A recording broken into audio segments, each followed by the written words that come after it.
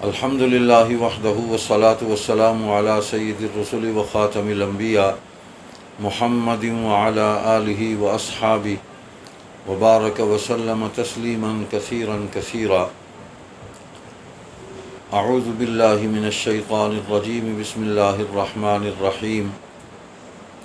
ما کان محمد ابا احد من رجالکم ولکن رسول اللہ وخاتم النبیین وکان اللہ بکل شیء علیما. قال النبی صلی اللہ علیہ وسلم انا آخر الانبیاء وانتم آخر الامم. صدق اللہ مولانا العظیم وصدق رسولہ النبی الصادق الوعد الامین. 7 ستمبر ایک تاریخ ساز، عہد ساز اور تجدید وفا اور فتح مبین کا دن ہے. اسی تاریخ کو یعنی 7 ستمبر 1974 کو پاکستانی پارلیمنٹ کے دونوں ایوانوں کے مشترکہ اجلاس میں متفقہ طور پر مرزائیوں کے دونوں گروپ لاہوری اور قادیانی ان کو غیر مسلم اقلیت قرار دیا گیا اور قانون کے اندر، آئین کے اندر ایک ترمیم کی گئی جس کے ذریعے لاہوری اور قادیانی مرزائیوں کو پاکستان کی دیگر اقلیتوں کی طرح غیر مسلموں کے خانے میں ان کو لکھا گیا اور شمار کیا گیا. 2 مہینوں کی مسلسل کارروائیاں قومی اسمبلی کے اندر 28 اجلاس ہوئے اور قادیانیوں کے سربراہ مرزا ناصر احمد پر 11 روز میں 42 گھنٹے ان پر جرح ہوئی. ان پر سوالات کیے گئے اور ان کیمرہ بریفنگ ہوئی. یہ ساری اجلاس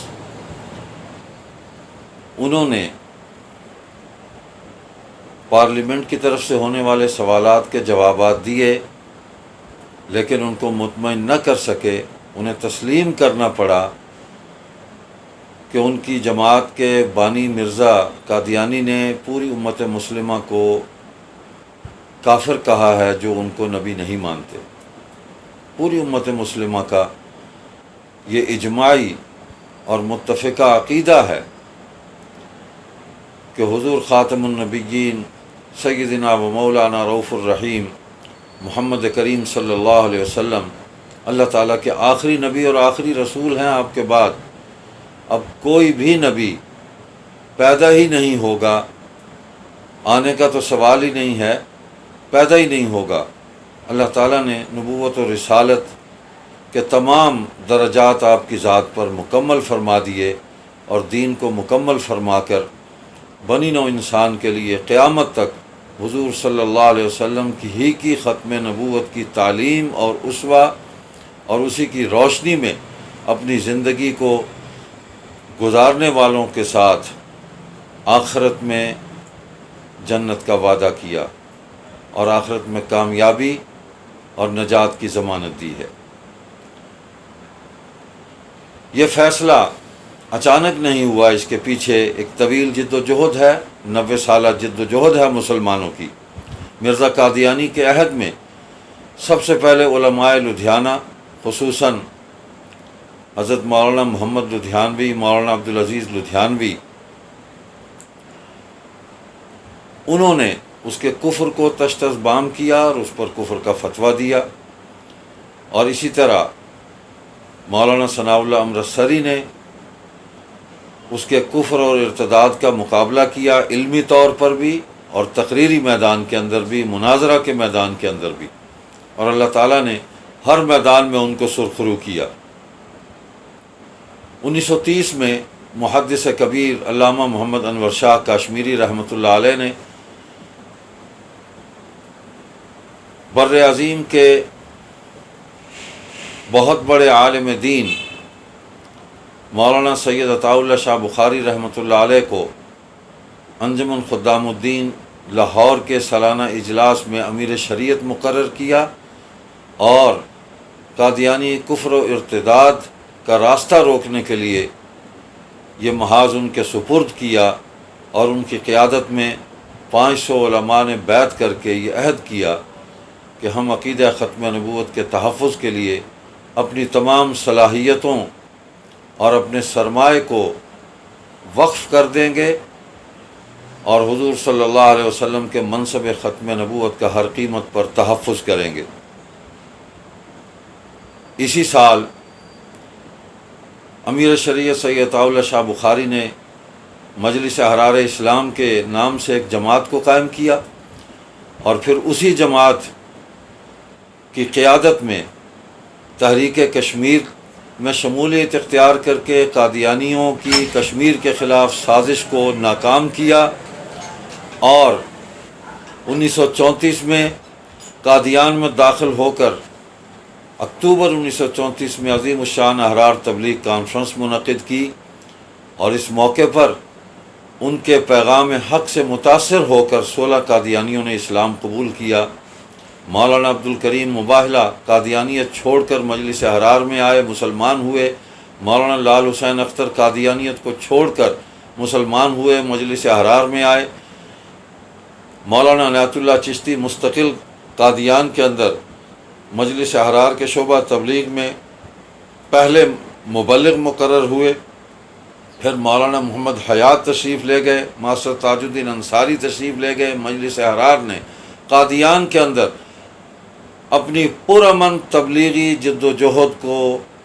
جاری رکھا، جس کے نتیجے میں قادیانی مسلسل اسلام قبول کرتے رہے، لیکن اس کے ساتھ ساتھ قادیانی اپنی پرتشدد کارروائیاں بھی کرتے رہے اور دہشت گردی کر کے مسلمانوں کو قتل کرتے رہے، انہیں زد و کوب کرتے رہے۔ مسلمانوں نے ان ساری تشدد انگیز کارروائیوں پر صبر کیا اور ختم نبوت کے پیغام کو پرامن جد و جہد کے ذریعے لے کر آگے بڑھتے رہے۔ 1953 آیا پاکستان بننے کے بعد، تو مجلس احرار اسلام کی قیادت میں کل جماعتی مجلس عمل تحفظ ختم نبوت وہ قائم ہوئی، جس میں تمام مکاتب فکر اس میں اکٹھے ہوئے، اور تمام دینی جماعتیں، تقریباً 9 دینی جماعتیں ہیں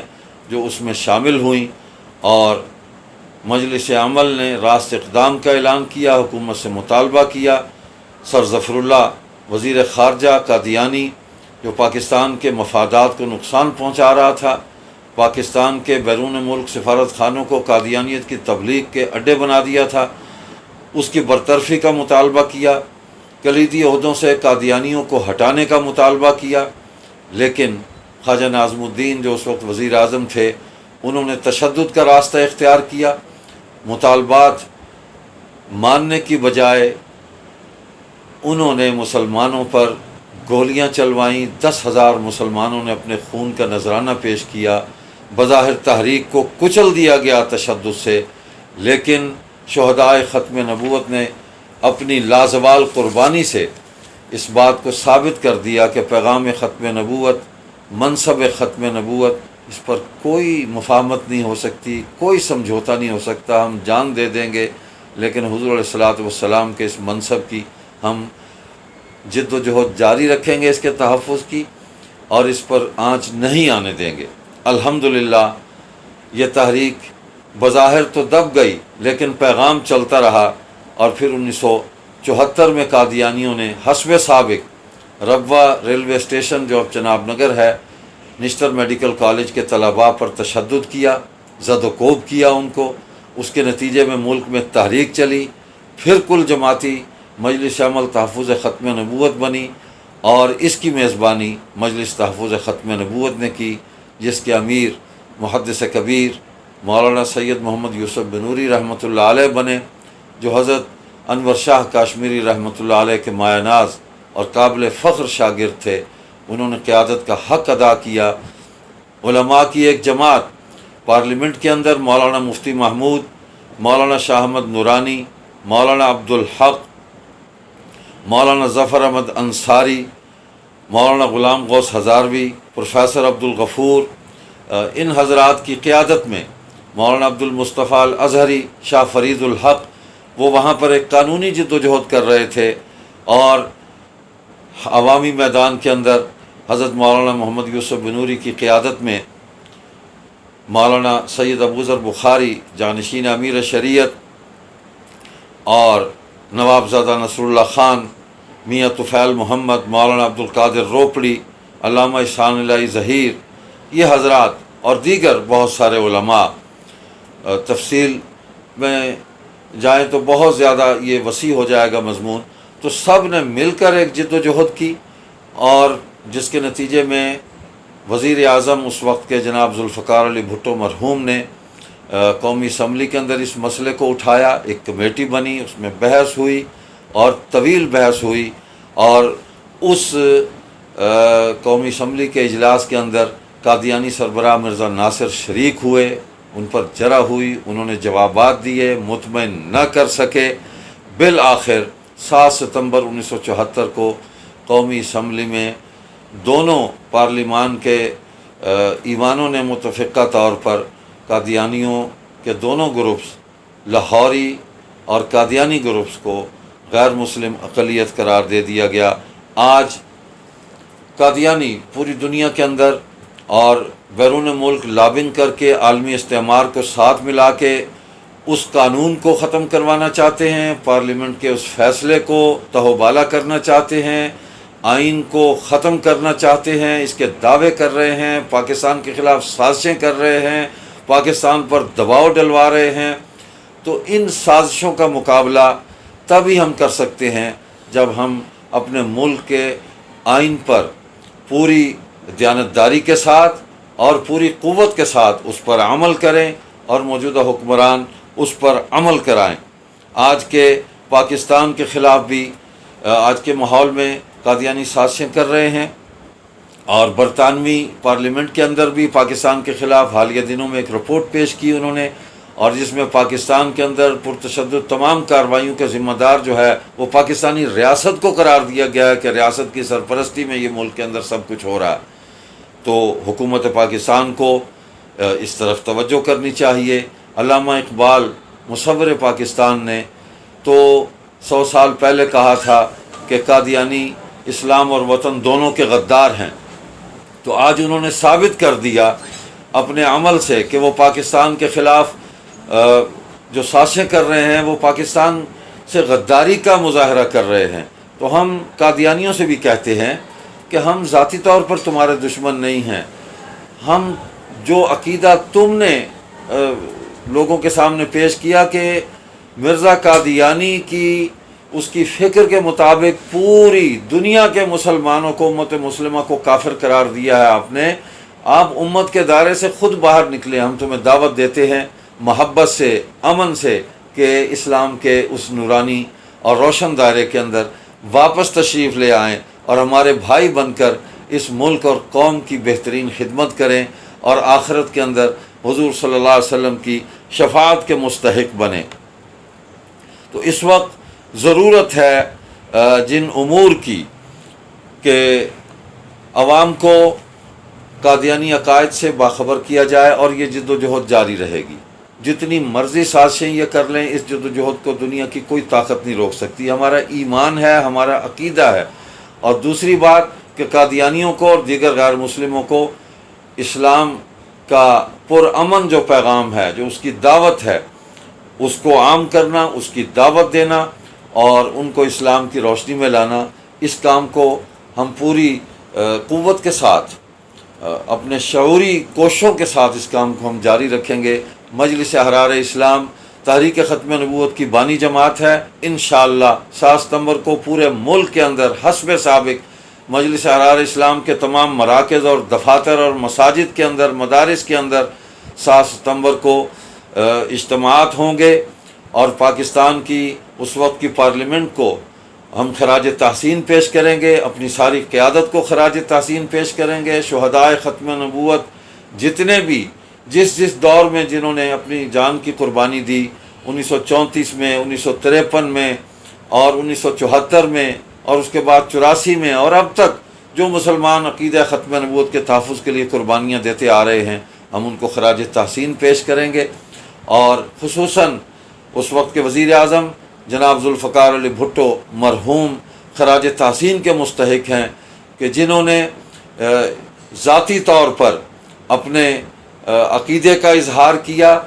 اور ملک کی بقا کے لیے کتنے بڑے فیصلے کے لیے انہوں نے پاکستان کے ایک آئینی فورم قومی اسمبلی کے اندر اس مسئلے کو موضوع بنایا اور اس پر ایک تاریخ ساز فیصلہ لیا۔ یقیناً وہ ان کی آخرت میں نجات کا ایک بہترین فیصلہ ہے، اور اللہ جل شانہ ان کے درجات بلند فرمائے اور ان کی اس خدمت کو قبول فرمائے۔ آج کی پاکستان پیپلز پارٹی اور آج کی پاکستان مسلم لیگ، ہم ان کی قیادتوں سے بھی درخواست کرتے ہیں کہ پیپلز پارٹی اپنے بانی ذوالفقار علی بھٹو اور اس دور کی اپنی تمام قیادت اس کے اس عمل خیر کو جاری رکھیں، اور ان کی پوری تاریخ کے اندر، پیپلز پارٹی کی تاریخ کے اندر یہی تو ایک کارنامہ ہے کہ انہوں نے پاکستان کو ایک متفقہ آئین دیا اور تمام جماعتوں کو اور پوری قوم کو اس آئین پر متحد کیا،